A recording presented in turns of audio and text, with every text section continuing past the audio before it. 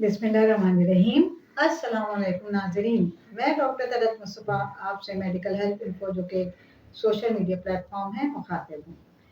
आज का हमारा टॉपिक जो है वो बहुत ज़्यादा इम्पोर्टेंट है और डेली हम इस तरह के केसेस देखते हैं। जी हाँ, आज का जो टॉपिक है वो है डायरिया। और ये एक डायरिया का मतलब है, एक ग्रीक वर्ड है ये, इसका मतलब है फ्लोइंग थ्रू।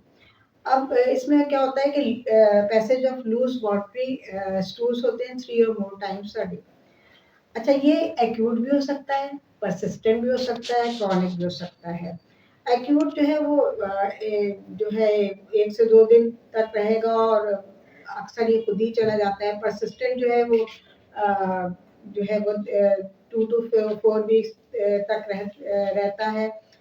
और यानी कि लेकिन ये जो क्रॉनिक है वो इंक्रीज देन 4 वीक्स होता है। और इसके काफ़ी कॉजेज़ होते हैं डायरिया के। और ज़ाहिर है डाइटरी कॉजेज़ होते हैं, इसके इंडाइजेशन हो गया, फूड पॉइज़निंग हो गई, ओवर फीडिंग हो गई। तो और इन्फेक्शियस इसके कॉजेज़ होते हैं, जैसे उसमें सर्टेन बैक्टीरिया हैं जो कि जैसे कि सल्मोनेला है, ई कोलाई है, शिगेल्ला है, कैम्पैलोबैक्टर है, जो कि कंटेमिनेटेड फूड खाने से चले जाते हैं जिससे डायरिया हो जाता है। वायरल कॉजेज़ हैं इसके, जैसे नोरो वायरस, रोटा वायरस और सर्टेन स्ट्रेन्स ऑफ एडिनोवायरसेस जो हैं ये ट्रिगर करते हैं गैस्ट्रोएंटेराइटिस और फिर डायरिया वगैरह। पैरासाइटिक कॉजेज इसके हैं और जो है जिसकी वजह से ये हो सकता है, जैसे प्रोटोजोआ है, जियार्डिया लैम्बिया, क्रिप्टोस्पायरेडियम है, एंटोमीबा स्टोरेटिका है, ये रिस्पॉन्सिबल है इसके। और जब भी हम कभी आपको पता है कोई कंटामिनेटेड फूड, स्पॉइल्ड फूड खाते हैं तो हमें फूड पॉइजनिंग होती है और डायरिया भी जो है से रिजल्ट यानी रूनामा होता है। और क्योंकि डायरिया इसलिए होता है कि वो जो हार्मफुल सब्सटेंसेस हैं वो हमारी बॉडी से निकल सकें। तो और अक्सर जो हम ये ठेले वगैरह से चीज़ें लेते हैं, प्रॉपर जो फूड हैंडलिंग जहाँ होती है, अंडर कुक्ड मीट खा लेते हैं और अनपेस्चराइज्ड जो है वो डेयरी प्रोडक्ट्स वगैरह लेते हैं, तो ये भी सब इसके कल्प्रिट्स हैं। बाद दफ़ा लोगों को इंटॉलरेंस और एलर्जीज होती है सर्टेन फूड से, लैक्टोज इंटॉलरेंस है जैसे, और सर्टेन मेडिकेशंस हैं उनके साइड इफेक्ट है कि उसमें डायरिया हो जाता है। और जो है वो कुछ एंटीबायोटिक्स हैं जिनसे डायरिया काफ़ी होता है, लैक्सेटिव्स हैं, प्रोटॉन पंप इनहिबिटर्स हैं, और ये कि non steroidal anti inflammatory एनसेड drug जो पेन वगैरह के लिए लोग खाते हैं उससे भी डायरिया काफ़ी हो जाता है। और एंटी डिप्रेसेंट जैसे लोग SSRI लेते हैं, उससे क्या होता है सेरोटोनिन जो है वो हार्मोन वो ब्रेन में बढ़ता है और सेरोटोनिन की वजह से इंक्रीज बाउल हैबिट मूवमेंट्स हो जाती हैं जिस वजह से डायरिया हो जाता है। कुछ इन्फ्लेमेटरी बाउल डिजीजेस हैं जैसे क्रॉन्स डिजीज, अल्सरेटिव कोलाइटिस, इसमें भी डायरिया हमें देखने में मिलता है। और इन्फ्लेमेशन ऑफ डाइजेस्टिव ट्रैक्ट में भी मिलता है। और मेल अब्जॉर्प्शन की कुछ सिंड्रोम्स हैं, सीलिएक डिजीज वगैरह, उसमें भी मिलता है। स्ट्रेस एंजाइटी में मिलता है, ट्रेवलर्स डायरिया में मिलता है।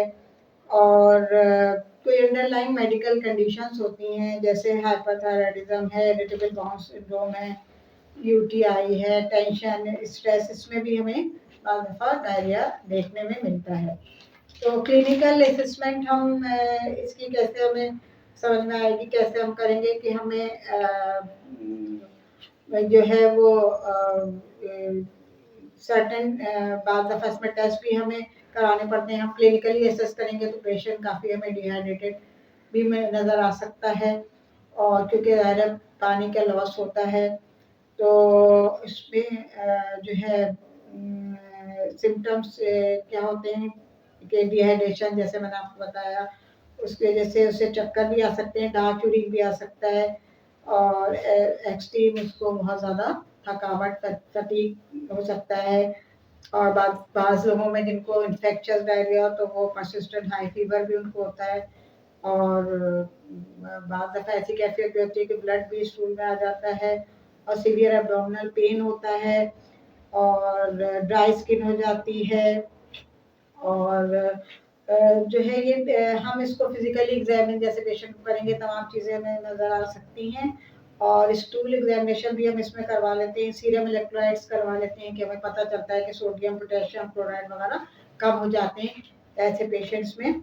और जो है एंटी डायरियल जैसे है हम ट्रीटमेंट में जैसे एंटी डायरियल देते हैं उनको जैसे लोप्रामाइड वगैरह, एंटी माइक्रोबियल देते हैं नाइट्रोजोल जिसको हम फ्लैजिल कहते हैं, एंटीमेटिक्स अगर किसी को उल्टी वगैरह का मसला है तो डोमिपेरिडोन वगैरह देते हैं हम नोजिया वॉमिटिंग के लिए।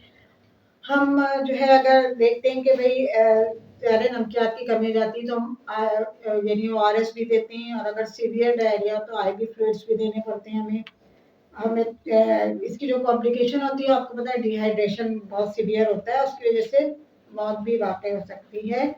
और जो है अगर हमें नहीं अगर डायरिया घर पे कंट्रोल हो रहा है और खुदा न खास्ता ब्लड वगैरह भी आ रहा है तो हमें ज़रूरी है कि किसी मालिज से फ़ौरन कंसल्ट करना चाहिए और इसको भी हमें लाइट नहीं लेना चाहिए क्योंकि ये ऐसी चीज़ है कि ये मतलब मसला पैदा कर सकती है इंसान के लिए और मज़ीद डिहाइड्रेशन में जाके वो खुदा न खास्ता शॉक में भी जा सकता है। तो ये चंद बातें थी जो आपसे डिस्कस करना बहुत ज़रूरी थी डायरिया के सिलसिले में और आपको उम्मीद है कि काफ़ी हद तक इससे रहनुमाई हासिल होगी। और अगर आप लोग कोई क्वेश्चन करना चाहते हैं तो आप कमेंट्स में पूछ सकते हैं और अगर मुझसे कंसल्टेशन करना चाहते हैं तो डिस्प्ले पे आपको नज़र आ रहा है मैं फेसबुक पेज भी है मेरा, यूट्यूब पे भी हूँ और इंस्टाग्राम पे भी। तो उम्मीद है कि आप लोग जो हैं वो अपना ख्याल आज से और ज़्यादा रखेंगे। Thank you very much.